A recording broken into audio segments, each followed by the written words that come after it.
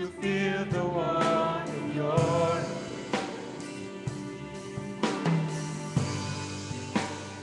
help me find a way to bring me back to you, Lord. Bring me back to you. You're all I want, and you're all I need. You're all I ever needed. Yes, you're all I want. You're all I want. Help me know you are near. Minsan pa, you're all I want. You're all I want. Hallelujah. Sabihin mo siya lang ang kailangan mo. You're all I ever needed. You're all I want. Help me know you are near. Gawin mo itong panalangin. Sabihin mo siya lang ang nais mo at kailangan mo. Hallelujah. You're all I want.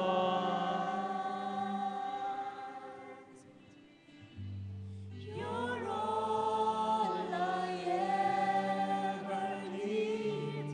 Yes, Lord. You're all.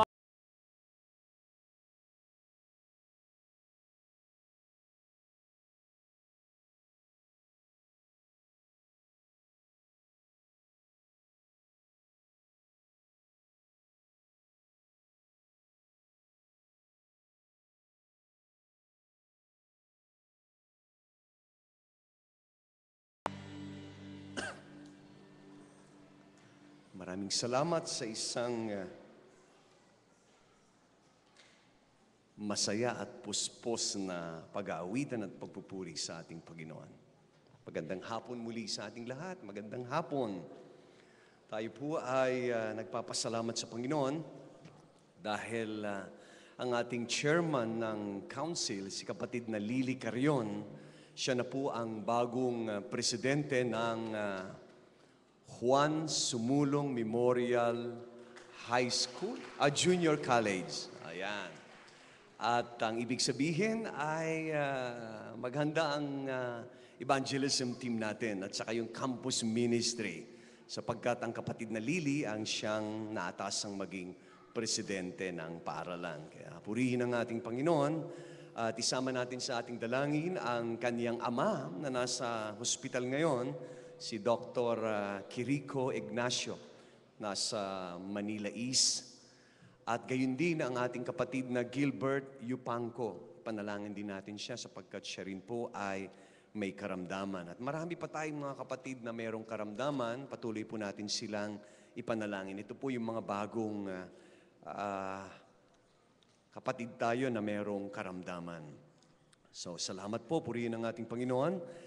At nais kong tingnan ninyo ang ilan sa mga halagang pahayag na gawain po natin at ministries natin this week. Meron pong iba't ibang pagpupulong na gagawin ang ating Board of Trustees. Nandyan po ang schedule, ang Worship Committee at ang Anniversary Committee. At ngayon po ay pinagdiriwang natin ang kahalagahan ng edukasyong Kristiyana. Kaya iba-iba hong mga activities po natin. At sa darating na Saturday, meron ho tayong CE Rally.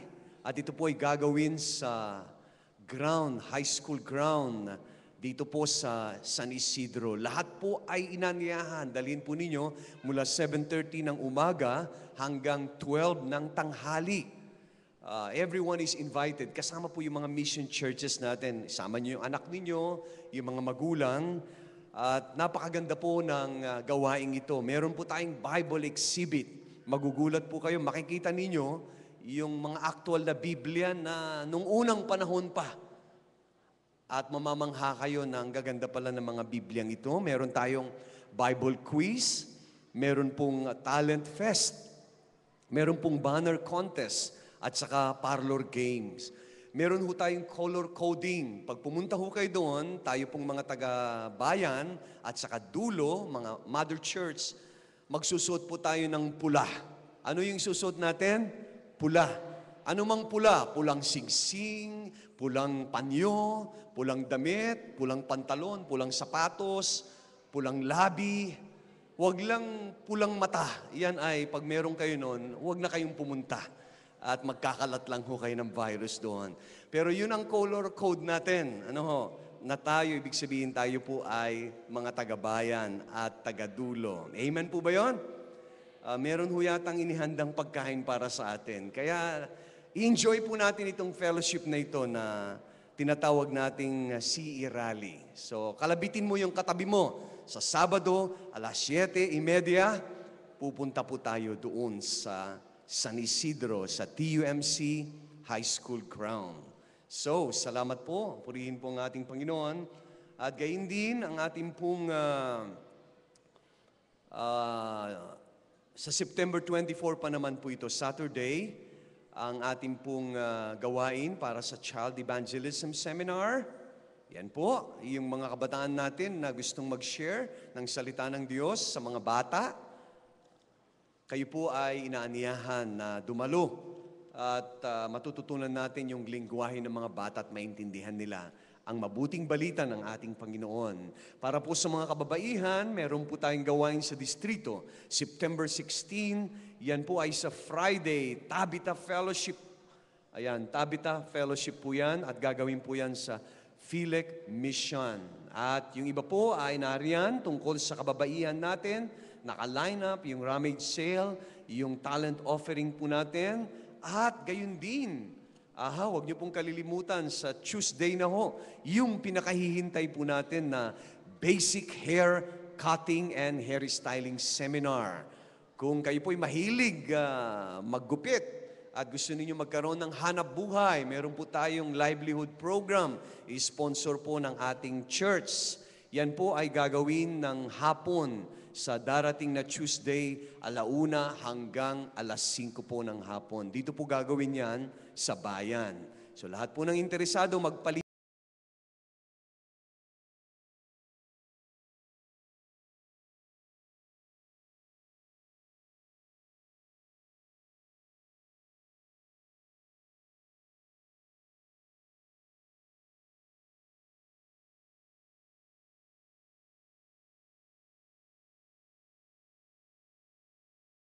Ang speaker natin ang walang iba kundi ang ating kapatid.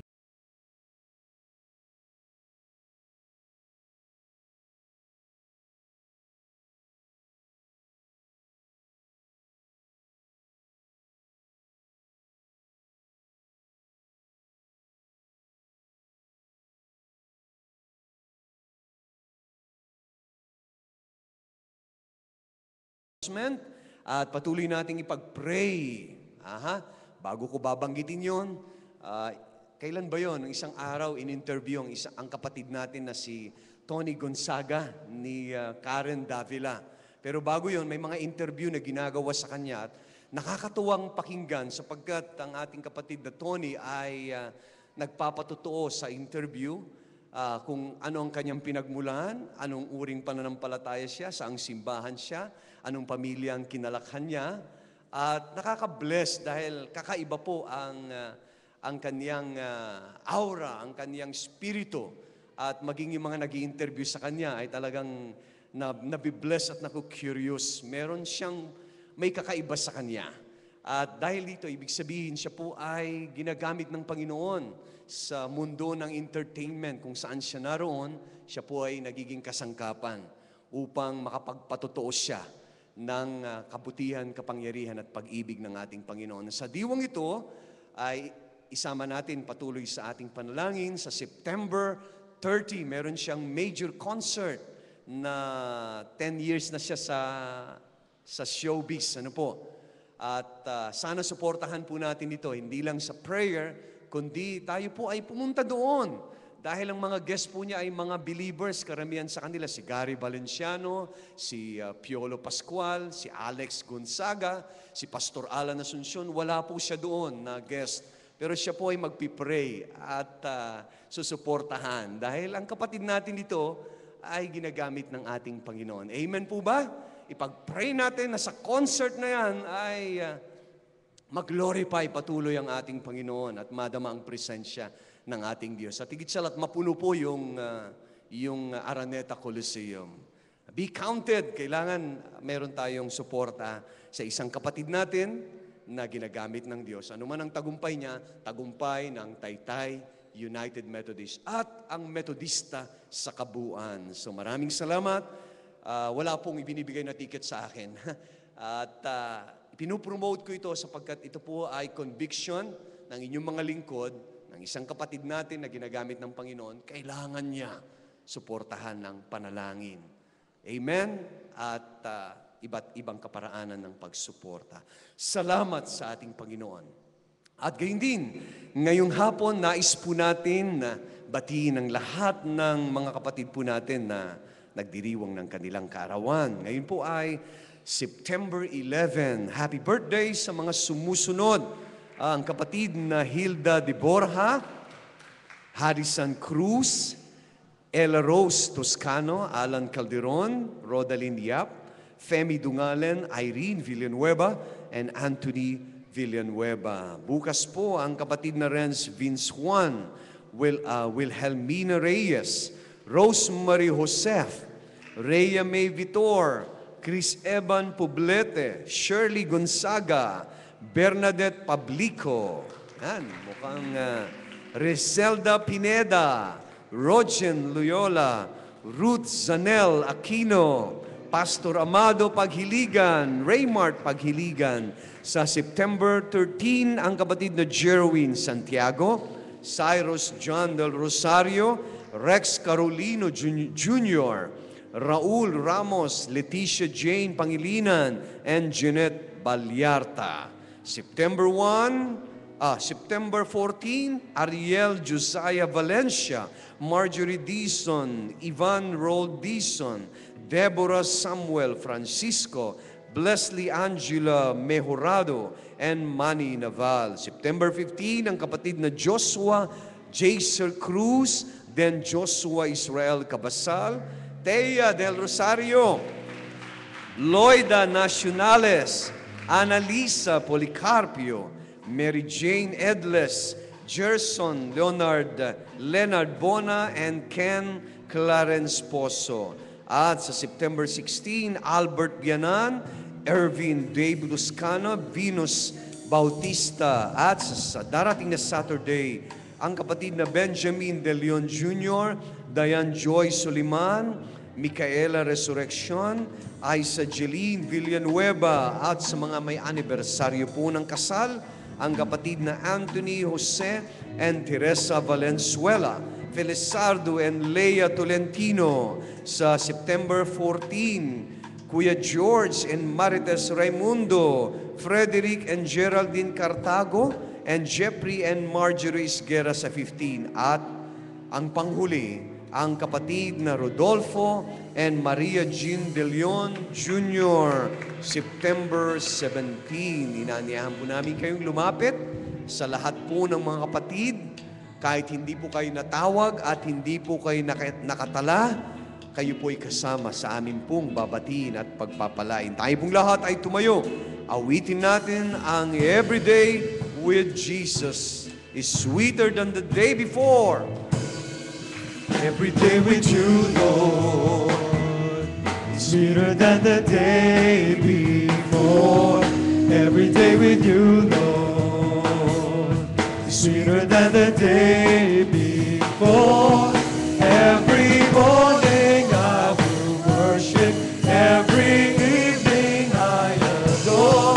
'Cause every day with you, Lord, is sweeter than the day before. For the last time, every day with you, Lord, sweeter than the day before. Every day with you, Lord, sweeter than the day before. Every morning I will worship, every evening I adore.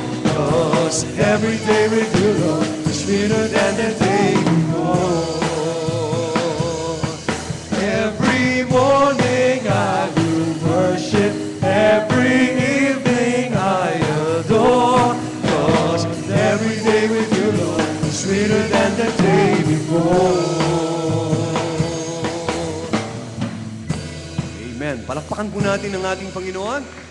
Saan sila? Ang dami nila. Yung mga inawitan natin. Sama na lang ho natin sila mamaya sa ating pong ating panalangin pastoral mamaya. Salamat po.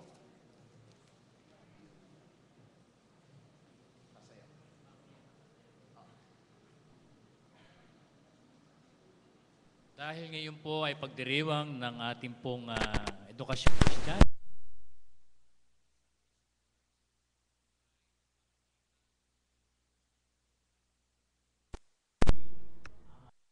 Panginoon. Nandiyan po ba ang ating mga kabataan muna?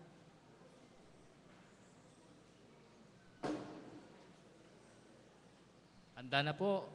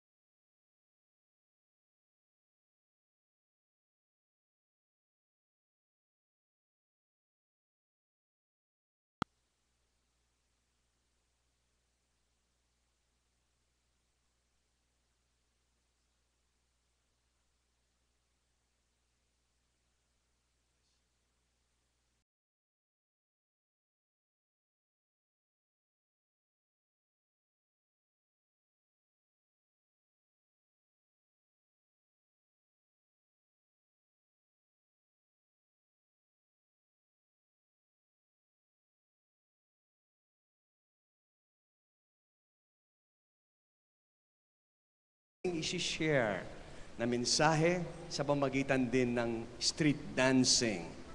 Dito sa ating church, tayo po ay maraming mga kabataan na ang gagaling sumayaw. At salamat sa Panginoon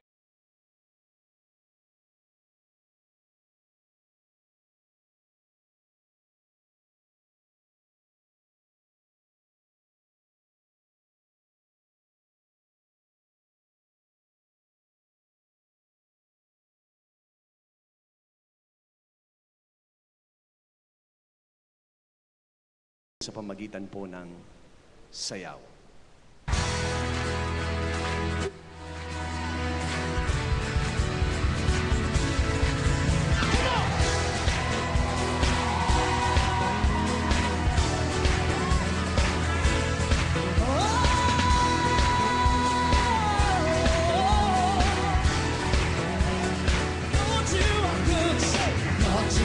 Good and your mercy endureth forever. Lord, you are good and your mercy endureth forever.